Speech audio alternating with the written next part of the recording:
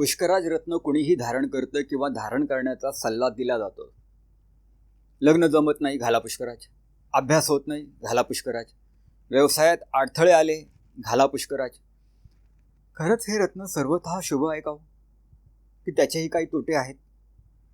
तो खरेदी करताना फसगत होऊ शकते का? अशा मुद्द्यांची चर्चा ह्या भागात करू. सर्वांना राधे राधे. मी मास्टर संजय पाटील. आपण उपस्थित आहात वास्तुवेद कॉलेजमध्ये. एक किस्सा सांगतो माझ्याच गावात घडलेला. माझ्या गावात एक सरकारी दवाखाना होता, म्हणजे आहे. एका तरुण डॉक्टरची तिथे नव्याने नेमणूक झाली. डॉक्टर उच्च विद्या विभूषित, म्हणजे MBBS वगैरे. पण कोणतीही तक्रार घेऊन पेशंट आला की तो नर्सला सांगायचा की पेशंटला पेनिसिलिनचं इंजेक्शन द्या. हे डॉक्टर आमच्या घराच्या शेजारीच राहायला आले आणि जाडजूड पुस्तकं घेऊन अभ्यास करताना मला ते दिसत. मी त्यावेळी शाळेत होतो. मला त्यांच्याबद्दल कुतूहल होतं की डॉक्टर इतका अभ्यास करतात तरी कसला. कुणीतरी मला सांगितलं की ते पुढच्या परीक्षेची तयारी करतात वगैरे असं. तर कोणताही रोग, कसलाही पेशंट, पण इंजेक्शन पेनिसिलिनचं हा प्रकार काही दिवस, काही महिने सुरू राहिला. एके रात्री अचानक एका महिलेची इमर्जन्सी केस आली, तातडीनं ऑपरेशन करण्याची गरज होती. तेव्हा या डॉक्टरने काय केलं असेल? चक्क एक कोंबडी कापली, तिचं रक्त ऑपरेशनच्या हत्यारांना लावलं आणि सांगून टाकलं की ऑपरेशन झालं म्हणून. पण हा प्रकार चाणक्य कंपाऊंडरच्या लक्षात आला आणि डॉक्टरचं बिंग फुटलं. पोलिसांनी त्याला बेड्या ठोकल्या. कुणाचं तरी डिग्री सर्टिफिकेट चोरून त्या जोरावर ही सरकारी नोकरी त्या भामट्याने मिळवली होती. आता हा किस्सा तुम्हाला का सांगितला ते सांगतो. त्या बोगस डॉक्टरला वैद्यकशास्त्राचं अजिबात ज्ञान नव्हतं. पेनिसिलिन हे उत्तम प्रतिजैविक आहे ही जगजाहीर असलेली गोष्ट मात्र त्याला माहीत होती. म्हणून कोणताही रोगी आला तरी तो मात्रा पेनिसिलिनची द्यायचा. त्या बोगस डॉक्टरसारखेच काही ज्योतिषी पण बोगस असतात. त्यांना ज्योतिष किंवा रत्नशास्त्राची पुरेशी माहिती नसते. पुष्कराज रत्न हे शुभ असतं अशी IQ माहिती मात्र त्यांच्याकडे असते. त्यामुळे कुणीही जातक त्यांच्याकडे गेला, त्याचा कसलाही प्रॉब्लेम असो, कोणतीही ग्रहदशा असो, ते पुष्कराज रत्नाचीच मात्रा देणार. बोगस डॉक्टर सर्वांना पेनिसिलिनची मात्रा, बोगस ज्योतिषी सर्वांना पुष्कराजची मात्रा. मुदलात पुष्कराज रत्न सर्वथा शुभ असतो हा मोठा गैरसमज. हे रत्न गुरुग्रहाचं प्रतिनिधित्व करतं. गुरु म्हणजे ज्ञान देणारा शिक्षक असा अर्थ लावला गेल्यानं या ग्रहाला शुभत्व चिकटलं गेलं. पण वस्तुस्थिती वेगळी आहे. ऋषीमुनींनी या ग्रहाला गुरु असं संबोधलं कारण तो पृथ्वीवरच्या लोकांना काही ज्ञान वगैरे वाटतो म्हणून नाही, तर आकाशमालेतला तो सर्वात मोठा ग्रह आहे म्हणून. गुरु म्हणजे ज्ञान देणारा असा अर्थ येथे अभिप्रेत नाही. लघु गुरुमधला गुरु म्हणजे मोठा हा अर्थ इथे अभिप्रेत आहे. ज्योतिषशास्त्राच्या सर्व जुन्या ग्रंथात स्थानहानी करो जीवाहा असा उल्लेख या ग्रहाचा आहे. म्हणजे पत्रिकेत ज्या स्थानात हा ग्रह बसला असेल त्या स्थानाची तो हानी करतो. म्हणजे पंचमात गुरु असेल तर शिक्षणात अडथळे देतो, सप्तमात असेल तर वैवाहिक जीवनात उणीव ठेवतो, व्ययात असेल तर दीर्घ आजार हॉस्पिटलायझेशन देतो, लग्नात असेल तर चांगुलपणाचा अतिरेक करून व्यावहारिक जीवनात त्या जातकाला फेल करतो. जर गुरुग्रह तुमचा अष्टमेस असेल, म्हणजे अष्टमात गुरुची धनु किंवा मीनरास असेल आणि तुम्ही पुष्कराज धारण केलात तर त्याची वाईट फलं मिळतील. आणि अशात तुमची गुरुची महादशा किंवा अंतर्दशा चालू झाली तर जास्तीच वाईट फल मिळेल. थोडक्यात वाईट फलाचाही कारक असणाऱ्या गुरुग्रहाचं पुष्कराज रत्न सर्वथा शुभफलं कशी देईल? म्हणून पुष्कराज रत्न कोणीही वापरलं तर चालतं ही धारणा मनातून काढून टाकावी लागेल. तज्ज्ञ ज्योतिषानं पत्रिकेचं अवलोकन करून जर या रत्नाची शिफारस केली तरच तो धारण करावा. आणि रत्न खरेदी करताना क्वालिफाईड जेमोलॉजिस्टची मदत घ्यावी. कारण खरेदी करताना फसगत होण्याची दाट शक्यता असते. पिवळी काच, पिवळं हेलिओडर रत्न, पिवळं टोपाज रत्न, पिवळं सिट्रीन क्वार्ट्ज, पिवळा झरकन, पिवळा क्युबिक झिर्कोनिया, पिवळा टुर्मलिन यापैकी कोणताही नग पुष्कराज म्हणून विकला जाऊ शकतो.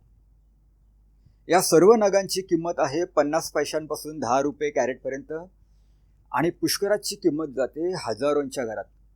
त्यात हल्ली हीट ट्रीटमेंट केलेले पुष्कराज मार्केटमध्ये सर्रास विकले जातात. आता हीट केलेले म्हणजे काय ते सोपं करून सांगतो.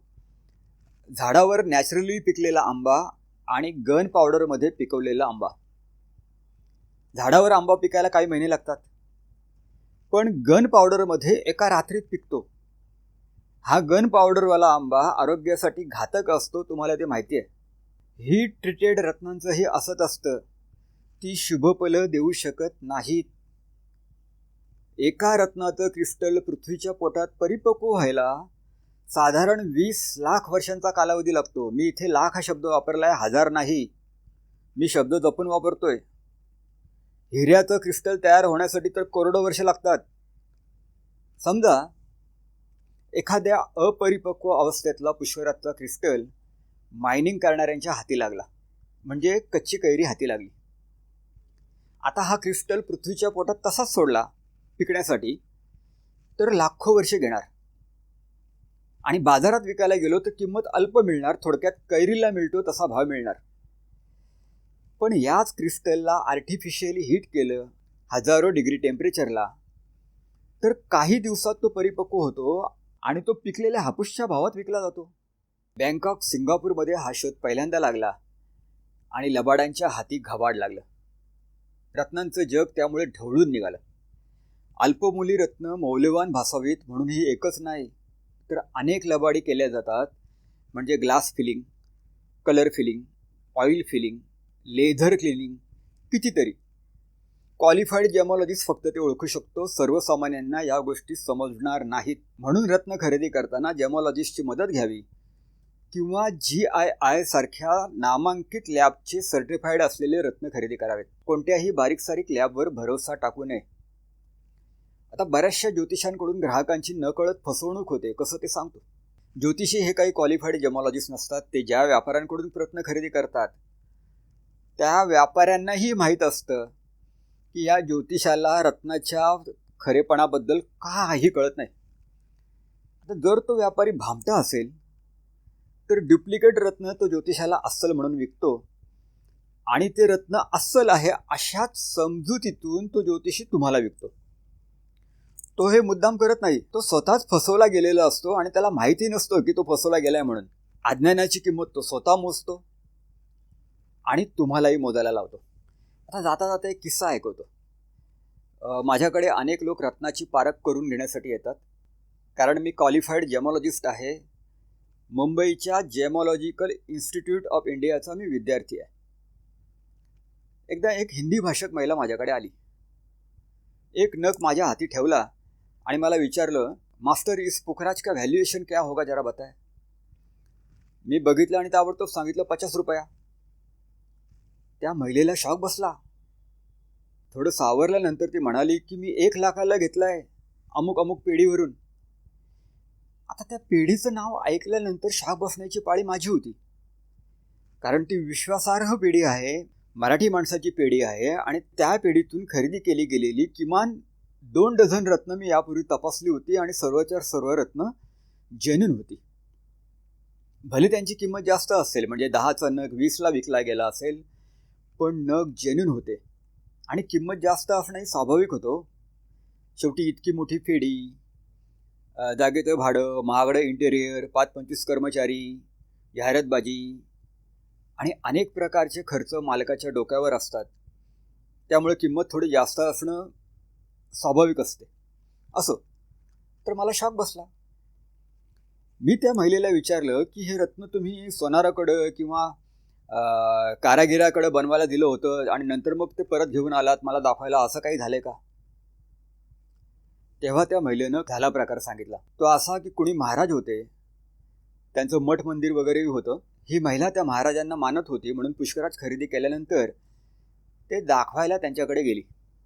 महाराजांनी सांगितलं की हे रत्न अगदी हलक्या क्वालिटीचं आहे, हे तुला फळणार नाही, तू असं कर, हे रत्न तू मूर्तीच्या पायाशी अर्पण कर, माझ्यापाशी एक उत्तम क्वालिटीचा पुष्कराज आहे, तो मी तुला देतो, तो धारण कर, तुझं कल्याण होईल. त्या महिलेनं तसं केलं.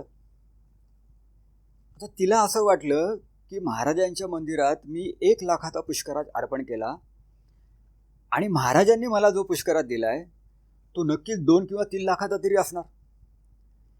म्हणून त्याचं व्हॅल्युएशन जाणून घेण्यासाठी ती माझ्याकडे आली होती.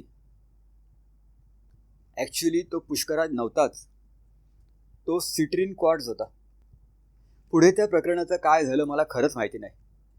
कदाचित महाराजांना पण कुणीतरी फसवलं असेल, कदाचित त्यांची भावना चांगली असेल, पण त्यांच्या अज्ञानामुळे ते स्वतः आणि ती भक्त महिला फसली गेली असेल. सत्य काय ते ईश्वर जाणे. राधे राधे.